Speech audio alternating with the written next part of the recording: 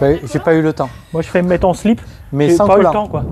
T'as pas eu le temps de mettre un J'ai pas eu slip? le temps de mettre un slip. Sinon, je Donc pensais tu es mettre un slip. nu sous tes vêtements. Oui, j'ai pas eu le temps. Voilà, j'ai pas eu le temps de mettre un C'est slip. surtout pour attirer des nouvelles vues. Les nouvelles vues. Bah Non, ouais, c'est parce qu'on n'a pas d'abonnés, alors... Et toi, tu dis, bah voilà, Eric va démonter selle, blablabla. C'est bien ça, non? Je fais le commentateur en fait. Tu fais le commentateur. Et oui, Eric démonte la selle. Il enlève la vis. Salut tout le monde.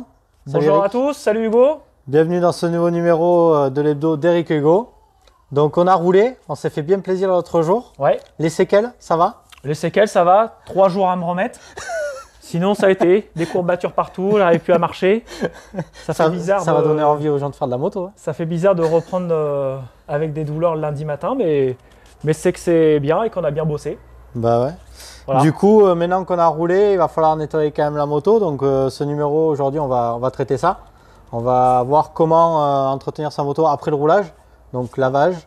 Et on va commencer du coup Lavage par, quotidien et ouais. lavage un peu plus approfondi quand on a roulé dans de la boue, dans du sable, si on veut démonter un petit peu plus c'est le réservoir. Oui, c'est bien de temps en temps, au moins une fois par mois, de tout démonter et de vraiment faire un gros lavage de la moto parce qu'il y a des endroits qui ne sont pas accessibles forcément, toujours.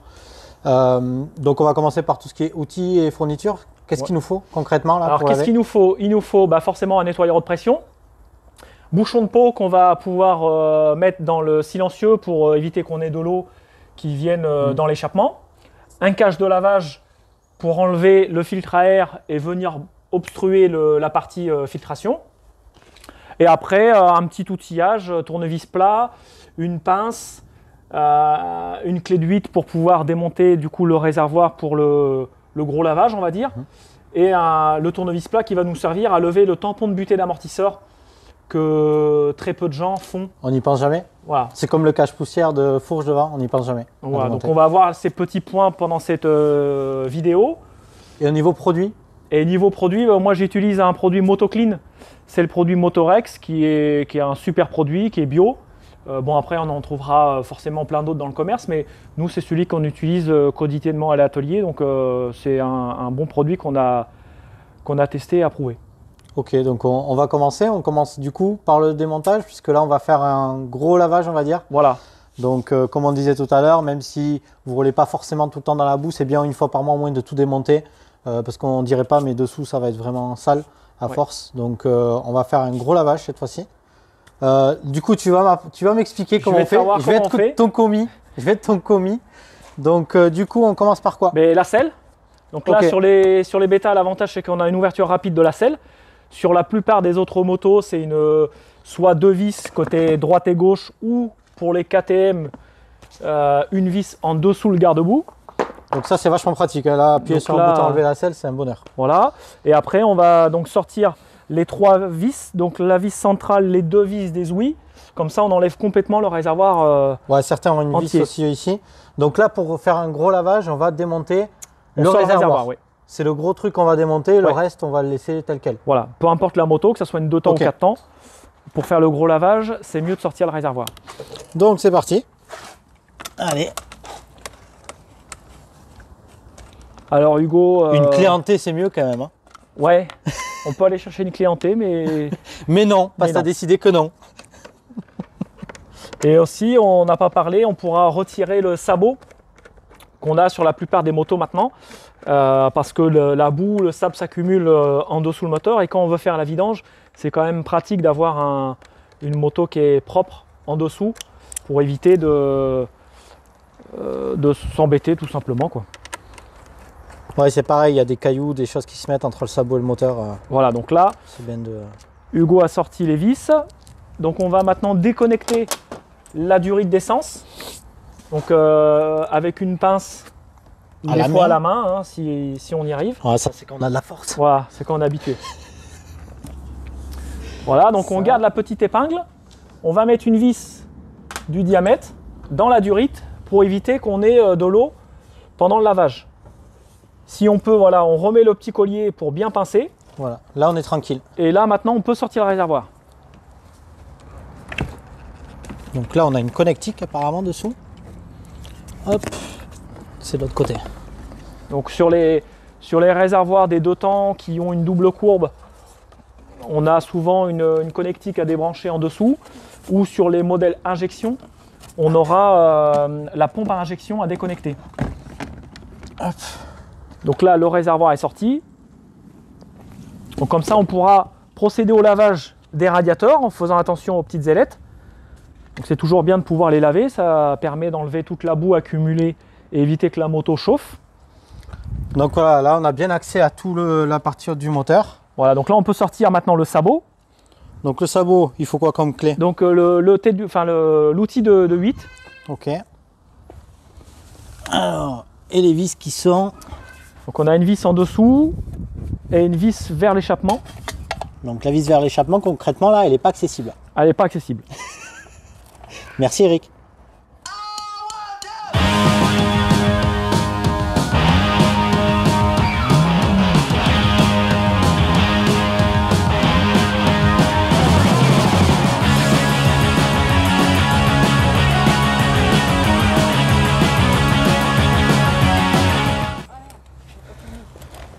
Alors maintenant qu'Hugo a retiré le sabot difficilement, hein, apparemment la vis au-dessus était pas simple. Ben là il fallait presque sortir l'échappement là je pense pour pouvoir accéder voilà, comme donc il faut. On voit le sabot quand même, bon à l'intérieur on a roulé à Omoko, c'était quand même un peu poussiéreux mais sec. Il y a quand même de la terre. Donc il y a un peu de terre, donc c'est quand même bien de pouvoir le retirer. Okay. Donc après Hugo, on va s'atteler à la filtration. Allez.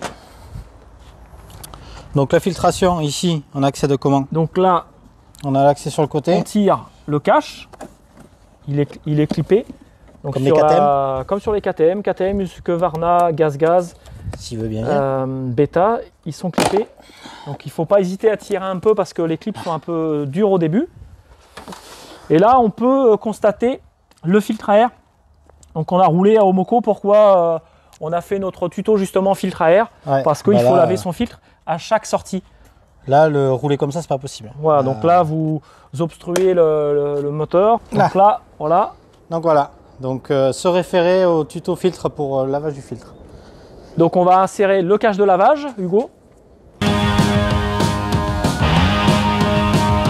Voilà, donc c'est vraiment important d'investir dans un petit cache de lavage. Ça vaut pas très cher. Pour moins de 20 euros. C'est une vingtaine d'euros. Et ça vous permet vraiment de laver la partie boîte à air complètement. Hop. Donc c'est vraiment important d'investir dans ce type de produit. Quand Hugo aura fini de mettre le cache demain, on pourra, ou après-demain, on pourra peut-être laver.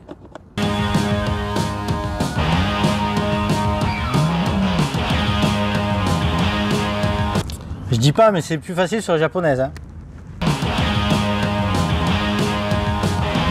Voilà. Faire attention qu'il soit bien emboîté pour pas qu'il y ait de l'eau qui rentre. Voilà, sur certaines motos, sur les KTM, notamment les anciennes, on a une barre ici qu'on vient clipper. Donc là, on peut aussi mettre un chiffon dans le conduit si on n'est pas sûr de l'étanchéité du cache. Mais là, on est bon. Donc on a mis le cache de lavage, la vis dans la durite, on a enlevé le sabot, le réservoir.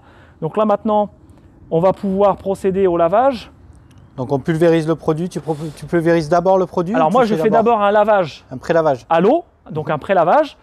Je couche la moto, je me sers du lève-moto justement pour laver tout le dessous.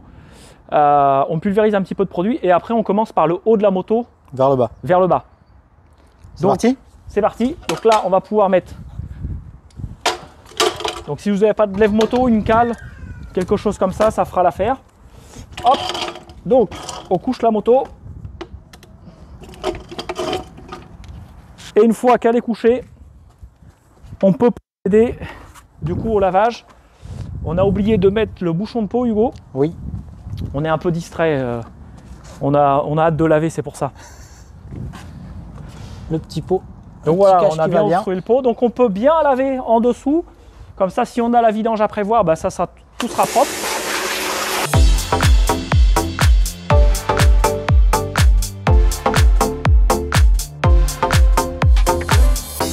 Donc maintenant on va retourner la moto de l'autre côté.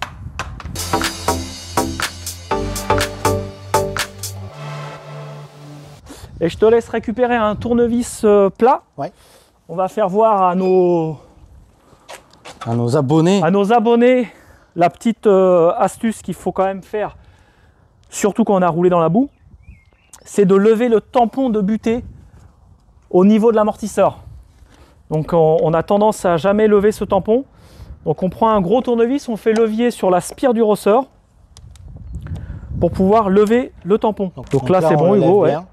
Donc une fois que le tampon est bien lavé, bien levé, pardon, on va pouvoir le laver. On pourra laver en dessous parce que toute la terre s'accumule et ça fait, ça ponce la tige. Ouais, ça l'abîme. Et c'est comme ça qu'on crée des fuites justement à son amortisseur.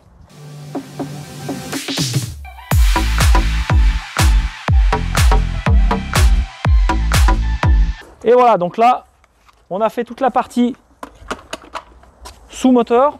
Donc maintenant, on va pouvoir relever la moto.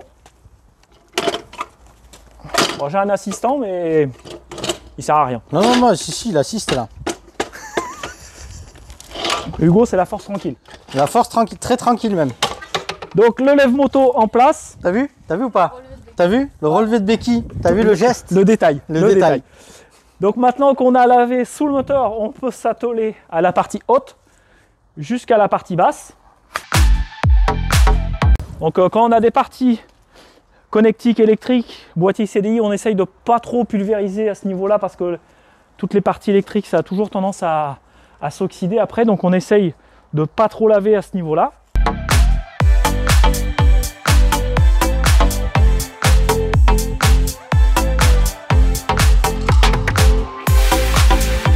Hop, donc maintenant je fais l'autre côté.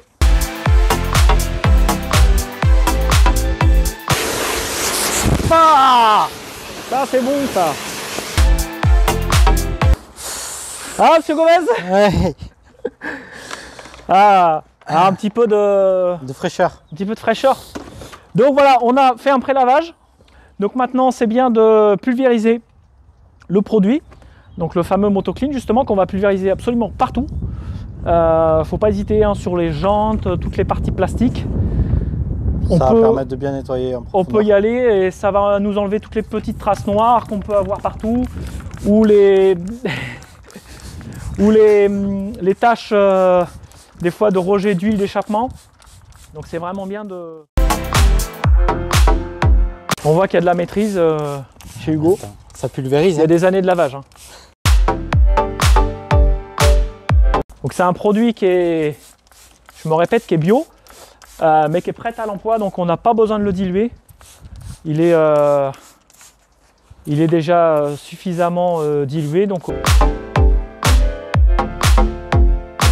on va prendre la bonne vieille éponge pour frotter un petit peu là où on pourrait avoir des traces de bottes quand on monte sur la moto au passage de la jambe. Donc si on a des petites traces, on n'hésite pas à frotter. Ça permet d'enlever vraiment toutes les traces de dépôt partout. Les poignets, pareil. Si on a des poignets... c'est la maman qui fait la vaisselle. Voilà, on garde-boue. des commentaires là, tu vois, la jante féminine, elle va nous tomber dessus. Protection de fourche. Donc on peut aussi sous les garde-boue. Ah mais ça fait bien sur les vidéos. Donc sur les jantes. Donc sur les jantes, je prends le côté qui est vraiment mousse. Pour pareiller. Il fait mine de rien, il fait comme s'il n'entendait pas ce qu'on disait. Donc pareil, roue avant, roue arrière. Ça permet de bien nettoyer les cercles. Voilà. Et avec le côté, donc moi je prends une vieille éponge. Pourquoi? Parce que du coup le tampongex vert est un peu usé.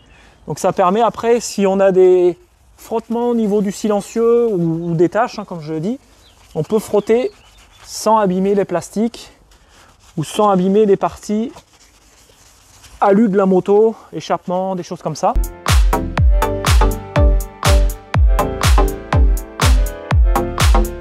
Alors une fois qu'on a pulvérisé la moto, nettoyé, on va pouvoir rincer.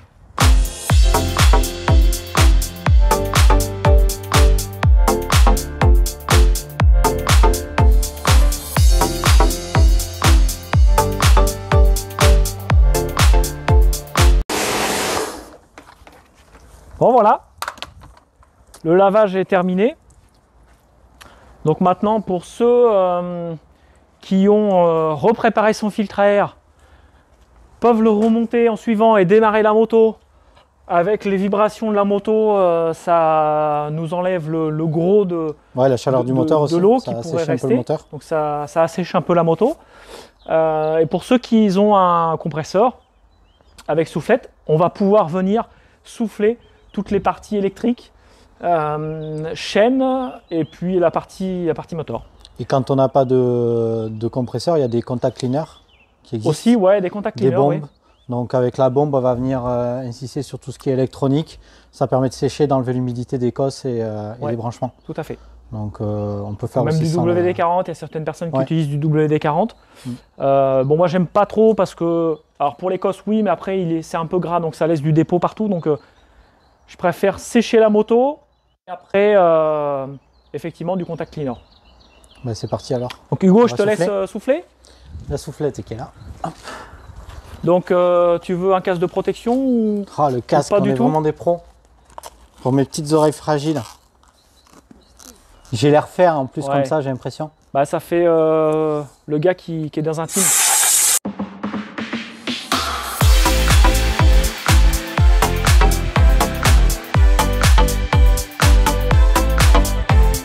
On voit la maîtrise du geste. Hein. Voilà, la maîtrise de la soufflette, le poignet. Tout est dans le poignet. Ouais, tout est dans le poignet. On voit que tu es habitué au poignet. Bah oui.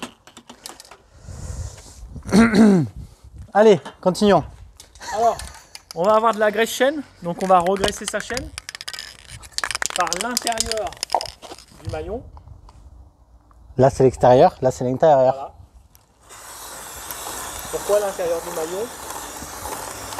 Pourquoi l'intérieur du maillon, monsieur le professeur? Pourquoi pas l'extérieur? Alors si on graisse à l'extérieur du maillon, avec la force centrifuge de la roue, dès qu'on va mettre la moto en route, toute la graisse va partir. Donc c'est pour ça qu'on graisse l'intérieur du maillon. C'est vachement scientifique en fait la métallurgie. Tout à fait. On dirait pas Oui. Quand on te regarde. Allez, continuons. Donc après, WD-40, donc ça pour tout ce qui est articulation. Donc repose-pied, béquille, sélecteur de vitesse. Quand on a un kick sur la moto, bah de graisser la noix de kick.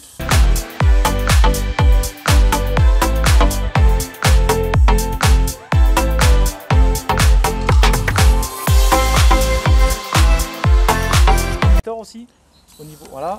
Et au niveau des biellettes? On peut, mais bon, c'est toujours mieux de mettre de la graisse quand on fait ses biellettes. Donc, faut les démonter, ça on verra dans un prochain tuto. Voilà. Démonter ses biellettes et regresser. Une fois qu'on a fait ça, on est quasiment prêt à retourner rouler. Donc on aura son réservoir, son sabot, sa selle à laver. Donc on va peut-être pas le faire. C'est le même principe, on lave la... Ça reprend un petit peu ce qu'on a fait. Donc c'est un premier pré-lavage du produit. Si on a des traces, on n'hésite pas à prendre la lavette pour frotter un petit peu. Frotter un petit peu, rincer et remonter les éléments sur la moto pour aller rouler. Voilà. Donc, et après on fait le check-up qu'on a vu dans une autre vidéo. Puisqu'on on fait le check-up quand on prépare ses affaires pour partir. Voilà, donc on n'hésite pas à recontrôler toute la boulonnerie de la moto, ses tensions de rayon, niveau d'huile, moteur quand c'est un modèle 4 temps et liquide de refroidissement. Bon, et après on est prêt pour repartir. Et après on est OP à rouler. Mais parfait. Et j'espère que ça aura servi à pas mal de monde. Voilà, j'espère que ça vous a plu ce petit tuto hebdo.